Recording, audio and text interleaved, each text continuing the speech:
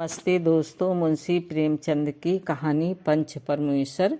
जुम्मन शेख और अलगू चौधरी में गाढ़ी मित्रता थी। सांझे में खेती होती थी, कुछ लेन देन भी साझा था, एक दूसरे पर अटल विश्वास था। जुम्मन जब हज करने गए तब अपना घर अलगू को सौंप गए थे और अलगू जब कभी बाहर जाते तो जुम्मन पर अपना घर छोड़ देते। उनमें न खान पान का व्यवहार था, न धर्म का नाता, केवल विचार मिलते थे।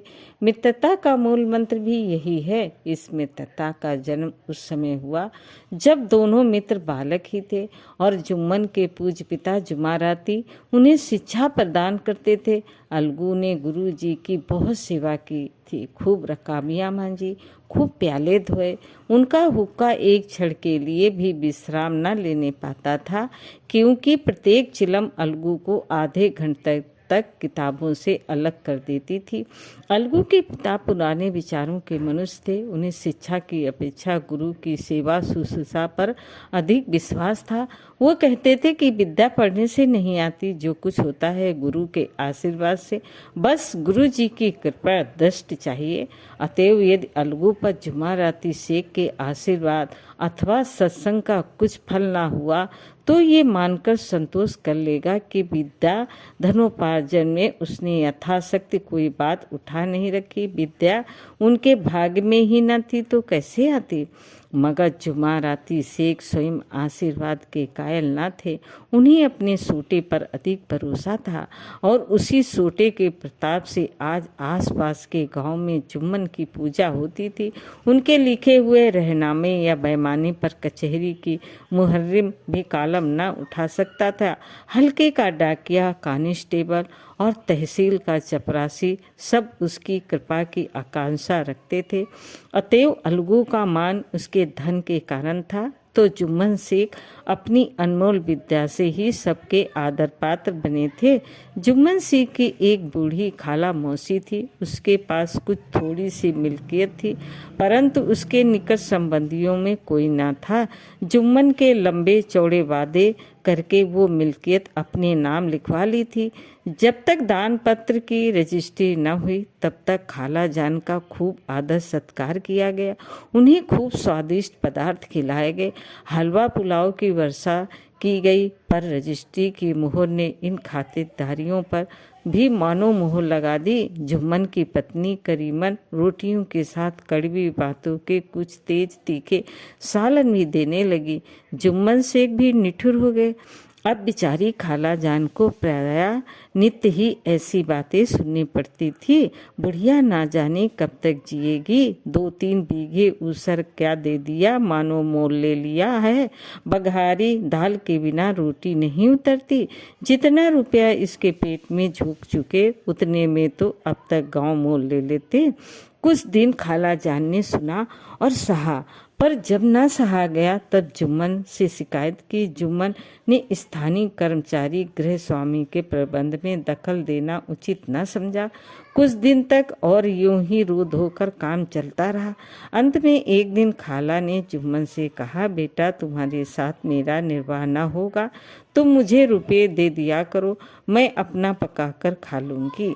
जुम्मन ने दृढ़ता के साथ उत्तर दिया, रुपये क्या यहाँ फलते हैं। खाला ने नम्रता से कहा, मुझे कुछ रूखा सूखा चाहिए भी कि नहीं। जुम्मन ने गंभीर स्वर से जवाब दिया, तो कोई ये थोड़ी ही न समझा था कि तुम मौत से लड़कर आई हो। खाला बिगड़ गई। उन्होंने पंचायत करने की धमकी दी। जुम्मन हंसे, जिस तरह कोई शिकारी हिरन को जाल की तरफ जाते देखकर मन ही मन हंसता है। वो बोले, हाँ जरूर पंचायत करो, फैसला हो जाए। मुझे भी ये रात दिन की खटखट पसंद नहीं। पंचायत में किसकी जीत होगी, इस विषय में जुम्मन को कुछ भी संदेह न था। आसपास के गांव में ऐसा कौन था जो उनके अनुग्रहों का ऋणी न हो। ऐसा कौन था जो उसको शत्रु बनाने का साहस कर सके। इसमें इतना बल था जो उसका सामना कर सके। आसमान के फरिश्ते तो पंचायत करने आएंगे नहीं। इसके बाद कई दिनों तक बूढ़ी खाला हाथ में एक लकड़ी लिए आसपास के गांव में दौड़ती रही। कमर झुककर कमान हो गई थी। एक एक पग चलना दूभर था, मगर बात आ पड़ी थी, उसका निर्णय करना जरूरी था। बिल्ला ही कोई आदमी होगा जिसके सामने बुढ़िया ने दुख के आंसू ना बहाए हो। किसी ने तो यूं ही ऊपरी मन से हूँ हाँ करके टाल दिया और किसी ने इस अन्याय पर जमाने की गालियां दी। कहा कब्र में पांव लटके हुए हैं, आज मरे कल दूसरे दिन पर हवस नहीं मानती। अब तुम्हें क्या चाहिए, रोटी खाओ और अल्लाह का नाम लो।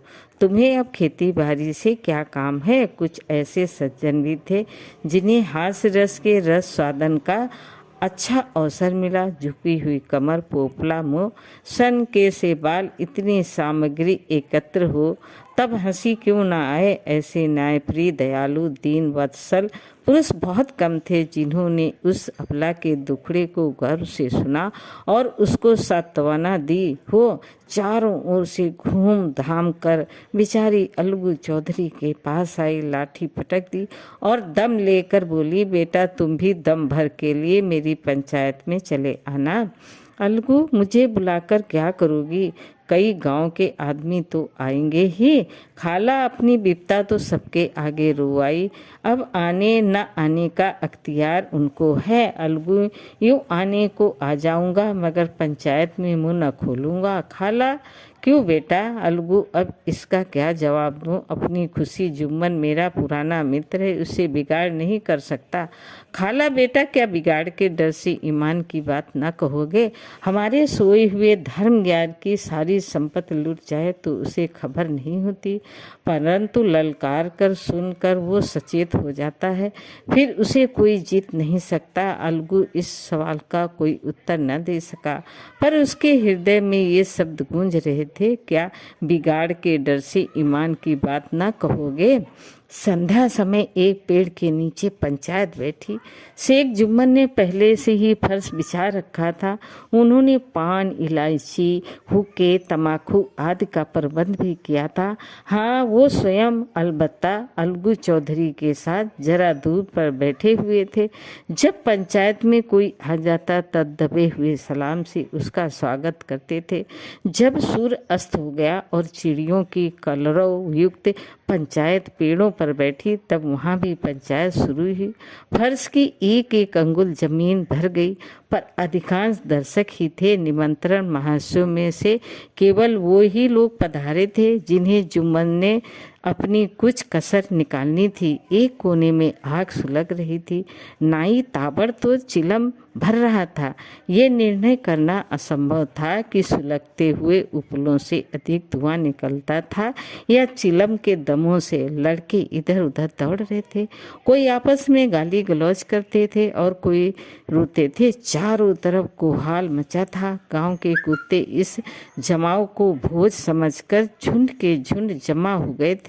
पंच लोग बैठ गए तो बूढ़ी खाला ने उनसे विनती की, पंचो आज 3 साल हुए, मैंने अपनी सारी जायदाद अपने भांजे जुम्मन के नाम लिख दी। इसे आप लोग जानते ही होंगे। जुम्मन ने मुझे ताहयात रोटी कपड़ा देना कबूल किया। साल भर तो मैंने इसके साथ रो धोकर काटा, पर अब रात दिन का रोना नहीं सहा जाता। मुझे ना पेट की रोटी मिलती है न तन का कपड़ा।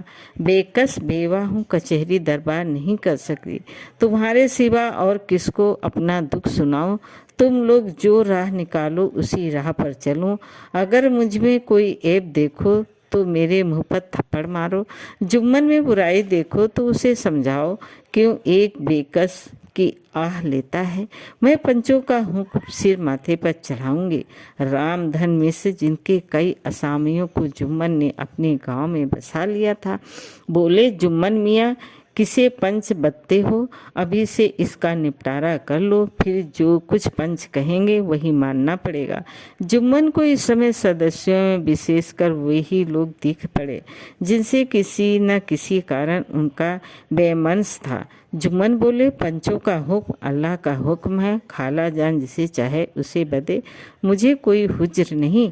खाला ने चिल्लाकर कहा, अरे अल्लाह के बंदे, पंचों का नाम क्यों नहीं बता देता, कुछ मुझे भी तो मालूम हो। जुम्मन ने क्रोध से कहा, अब इस वक्त मेरा मुंह ना खुलवा, तुम्हारी बन पड़ी, जिसे चाहो पंच बदो।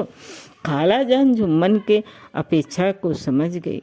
वो बोली, बेटा खुदा से डरो, पंच न किसी के दोस्त होते हैं न किसी के दुश्मन। कैसी बातें कहते हो, और तुम्हारा किसी पर विश्वास न हो तो जाने दो। अलगू चौधरी को तो मानते हो, लो मैं उन्हीं को सरपंच बनती हूँ। जुम्मन शेख आनंद से फूल उठे, परंतु भावों को छिपाकर बोले, अलगू ही सही, मेरे लिए जैसे रामधन वैसे अलगू। अलगू इस झमेले में फंसना नहीं चाहते थे। वो कन्नी काटने लगे, बोले, खाला तुम जानती हो कि मेरी जुम्मन से गाढ़ी दोस्ती है। खाला ने गंभीर स्वर में कहा, बेटा दोस्ती के लिए कोई अपना ईमान नहीं बेचता। पंच के दिल में खुदा बसता है। पंचों के मुंह से जो बात निकलती है वो खुदा की तरफ से निकलती है। अलगू चौधरी सरपंच हुए। रामधन मिश्र और जुम्मन के दूसरे विरोधियों ने बुढ़िया को मन में बहुत गुस्सा। अलगू चौधरी बोले, शेख जुम्मन, हम और तुम पुराने दोस्त हैं। जब काम पड़ा तुमने हमारी मदद की और हम भी जो कुछ बन पड़ा तुम्हारी सेवा करते रहे, मगर इस समय तुम और बूढ़ी खाला दोनों हमारी निगाह में बराबर हो। तुमको पंचों से जो कुछ हर्ज करनी हो करो। जुम्मन को पूरा विश्वास है आज बाजी मेरे है। अलगू ये सब दिखावे की बातें कर रहा है। अतएव शांत चित होकर बोले, पंचों 3 साल हुए खाला जान ने अपनी जायदाद मेरे नाम हिब्बा करा दी थी। मैंने उन्हें ताहयात खाना कपड़ा देना कबूल किया था। खुदा गवाह है, आज तक मैंने खाला जान को कोई तकलीफ नहीं दी। मैं उन्हें अपनी माँ के समान समझता हूँ। उनकी खिदमत करना मेरा फर्ज है, मगर औरतों में जरा अनबन रहती है, उसमें मेरा क्या बस। खाला जान मुझसे माहवार खर्च अलग मांगती है। जायदाद जितनी है वो पंचों से छिपी नहीं, उससे इतना मुनाफा नहीं होता है कि माहवार खर्च दे सकूं। इसके अलावा हिब्बा नामे में माहवार खर्च का कोई जिक्र नहीं तो मैं भूलकर भी इस झमेले में न पड़ता। बस मुझे यही कहना है, आइंदा पंचों का अख्तियार है, जो फैसला चाहें करें। अलगू चौधरी कचहरी के काम पड़ता था, अतएव वो पूरी कानूनी आदमी था। उसने जुम्मन से जिरे शुरू की। एक एक प्रश्न जुम्मन के हृदय पर हथौड़े की चोट की तरह पड़ता था। रामधन मिश्र प्रश्नों पर मुग्ध हो जाते थे। जुम्मन चकित थे कि अलगू को क्या हो गया। अभी ये अलगू मेरे साथ बैठा हुआ कैसी कैसी बातें कर रहा था, इतनी ही देर में ऐसी काया पलट हो गई। मेरी जड़ खोदने पर तुला हुआ है ना, मालूम कब की कसर ये निकाल रहा है। क्या इतने दिनों की दोस्ती कुछ काम ना आएगी। जुम्मन शेख तो इसी संकल्प विकल्प में पड़े हुए थे कि इतने में अलगू ने फैसला सुनाया। जुम्मन शेख पंचों ने इस मामले पर विचार किया। उन्हें ये नीति संगत मालूम होता है कि खाला जान को माहवार खर्च दिया जाए। हमारा विचार है कि खाला की जायदाद से इतना मुनाफा अवश्य होता है कि माहवार खर्च दिया जा सके। बस यही हमारा फैसला। अगर जुम्मन को खर्च देना मंजूर ना हो तो हिब्बा नामा रद्द समझा जाए। ये फैसला सुनते ही जुम्मन सन्नाटे में आ गए। जो अपना मित्र है वो शत्रु का व्यवहार करे और गले पर छुरी फेरे, इसे समय के हेर फेर के सिवा और क्या कहें। जिस पर पूरा भरोसा था उसने समय पड़ने पर धोखा दिया। ऐसे ही अवसरों पर झूठे सच्चे मित्रों की परीक्षा की जाती है। यही कलयुग की दोस्ती है। अगर लोग ऐसे कपटी धोखेबाज ना होते तो देश में आपत्तियों का प्रकोप क्यों होता। ये हैजा प्लेग आदि व्याधियां दुष्कर्मों की ही दंड है। मगर रामधन मिश्र और अन्य पंच अलगू चौधरी की इस नीति परायणता की प्रशंसा जी खोलकर कर रहे थे। वे कहते थे, इसका नाम पंचायत है।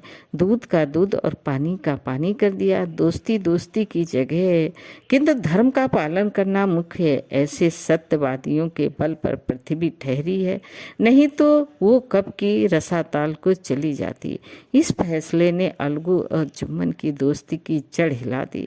अब वे साथ साथ बातें करते नहीं दिखाई देते। इतना पुराना मित्रता रूपी वृक्ष सत्य का एक झोंका भी न सह सका। सचमुच वो बालू की ही जमीन पर खड़ा था। उसमें अब शिष्टाचार का अधिक व्यवहार होने लगा, एक दूसरे की अवभगत ज़्यादा करने लगा। वे मिलते जुलते थे मगर उसी तरह जैसे तलवार से ढाल मिलती है। जुम्मन के चित्त में मित्र की कुटिलता आठों पहर खटका करती थी। उसे हर घड़ी यही चिंता रहती कि किसी तरह बदला लेने का अवसर मिले। अच्छे कामों की सिद्धि में बड़ी देर लगती है, पर बुरे कामों की सिद्धि में ये बात नहीं होती। जुम्मन को भी बदला लेने का अवसर जल्द ही मिल गया। पिछले साल अलगू चौधरी बटेसर से बैलों की एक बहुत अच्छी कोई मोड़ लाए थे। बैल पछाही जात के सुंदर बड़े बड़े सींगों वाले थे।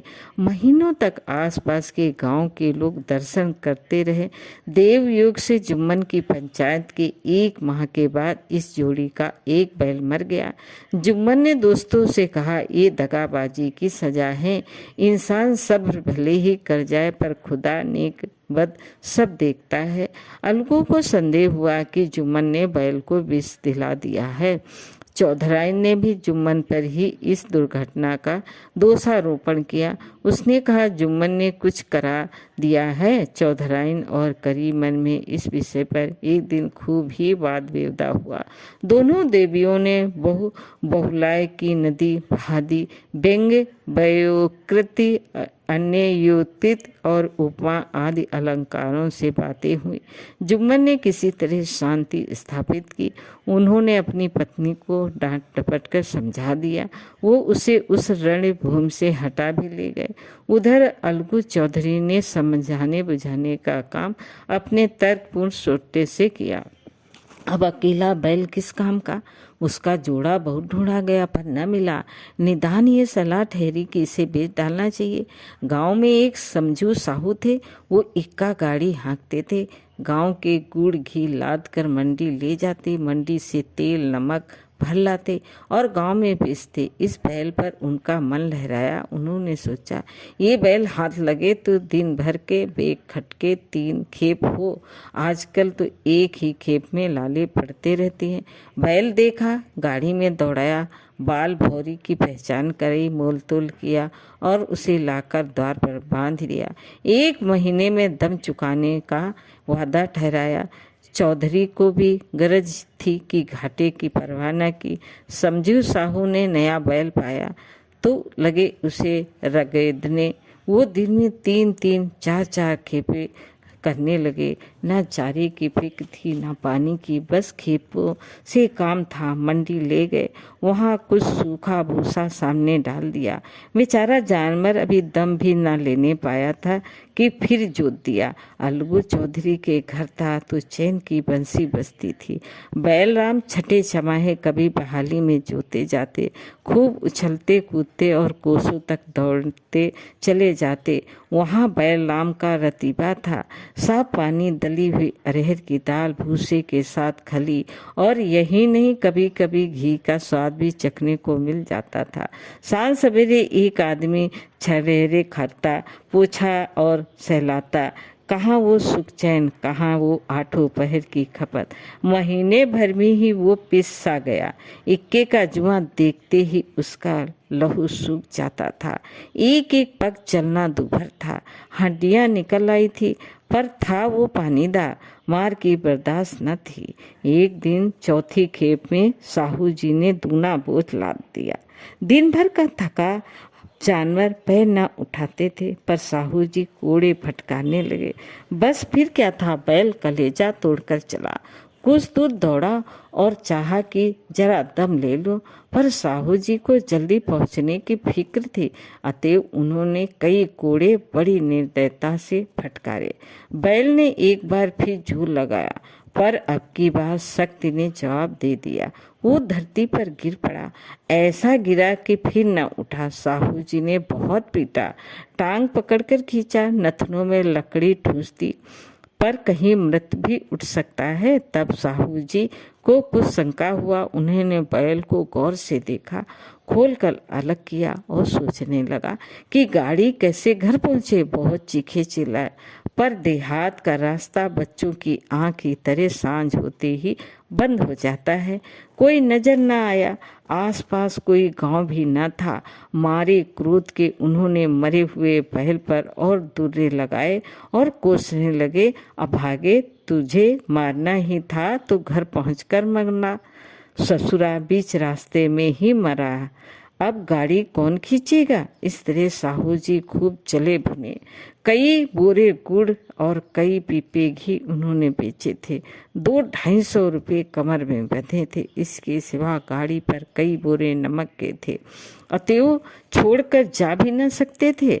लाचार बेचारे गाड़ी पर ही लेट गए। वही रत जगा करने की ठान ली। चिलम पी गया, फिर हुक्का पिया। इस तरह साहू जी आधी रात तक नींद को बहलाते रहे। फिर अपनी जान में वो जगते ही रहे, पर पौ फटते ही जो नींद टूटी और कमर पर हाथ रखा तो थैली गायब। घबराकर इधर उधर देखा तो कई कनिस्तर तेल भी नदारद। अब सोच में बेचारे ने सिर पीट लिया और पछाड़ खाने लगा। प्रातःकाल रोते बिलखते घर पहुँचे।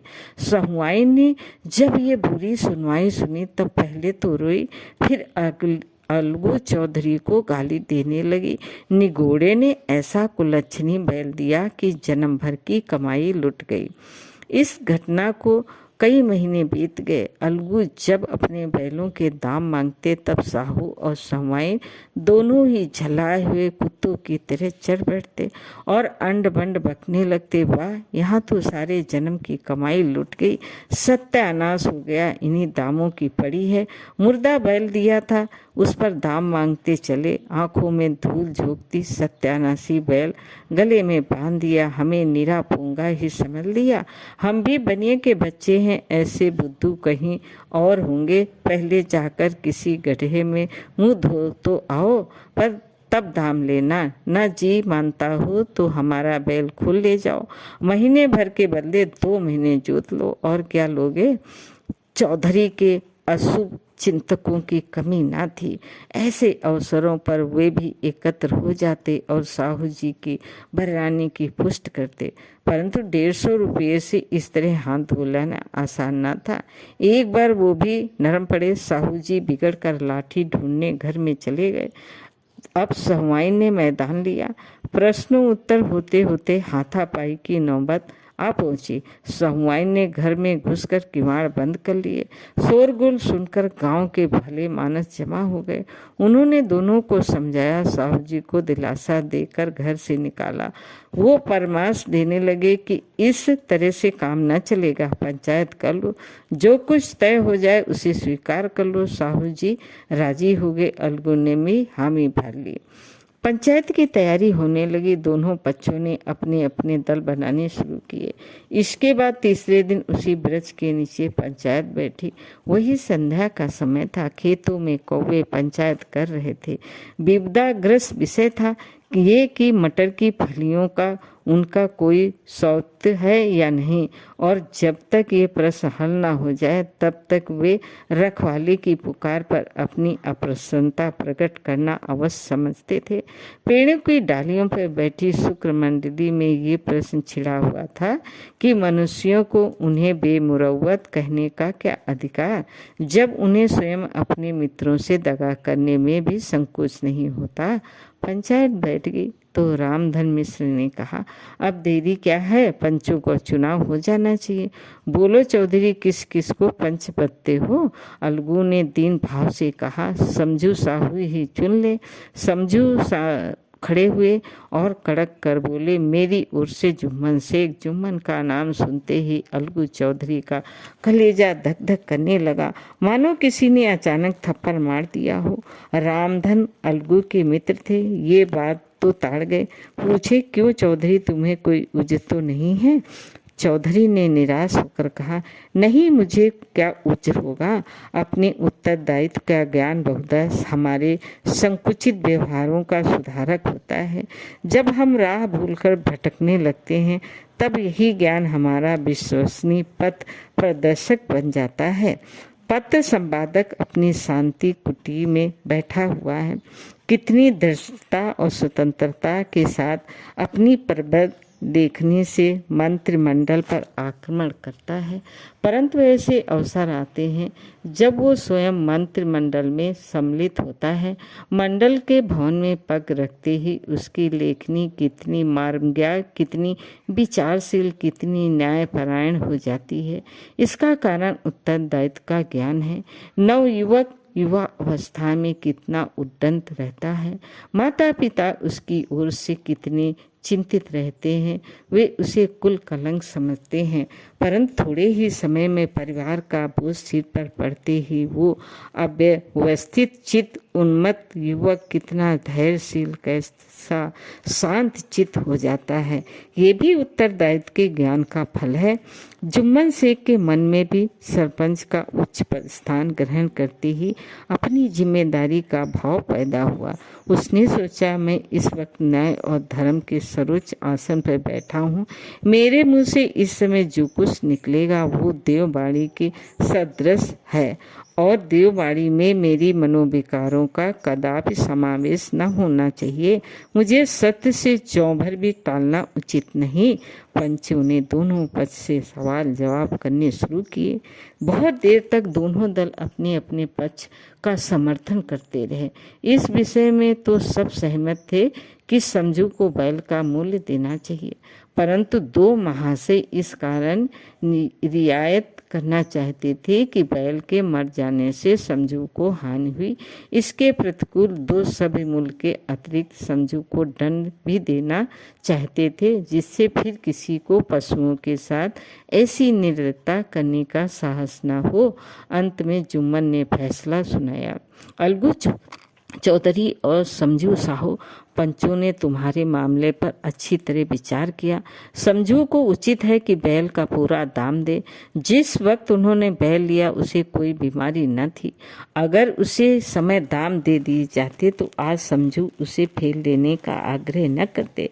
बैल की मृत्यु केवल इस कारण हुई कि उससे अधिक कठिन परिश्रम लिया गया और उसके दाने चारे का कोई अच्छा प्रबंध न किया गया। रामधन मिश्र बोले, समझू ने बैल को जानबूझकर मारा है, अतएव उससे दंड लेना चाहिए। जुम्मन बोले, ये दूसरा सवाल है, हमको इससे कोई मतलब नहीं। झगड़ू साहू ने कहा, समझू के साथ कुछ रियायत होनी चाहिए। जुम्मन बोले, ये अलगू चौधरी की इच्छा पर निर्भर है, पर ये रियायत करें तो उनकी भलमानसी है। अलगू चौधरी फूल लेना समाये उठ खड़े हुए और जोर से बोले, पंच परमेश्वर की जय। इसके साथ ही चारों ओर से प्रतिध्वनि हुई, पंच परमेश्वर की जय। प्रत्येक मनुष्य जुम्मन की नीति को सराहता था। इसे कहते हैं न्याय।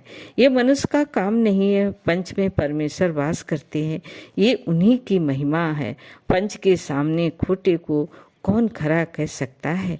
थोड़ी देर बाद जुम्मन अलगू के पास आए और उसके गले लिपट कर बोले, भैया, जब से तुमने मेरी पंचायत की तब से मैं तुम्हारा प्राण घातक शत्रु बन गया था, पर आज मुझे ज्ञात हुआ कि पंच के पद पर बैठकर ना कोई किसी का दोस्त होता है न दुश्मन। न्याय के सिवा उसे कुछ नहीं सूझता। आज मुझे विश्वास हो गया कि पंचों की जबान से खुदा बोलता है। अलगू रोने लगे।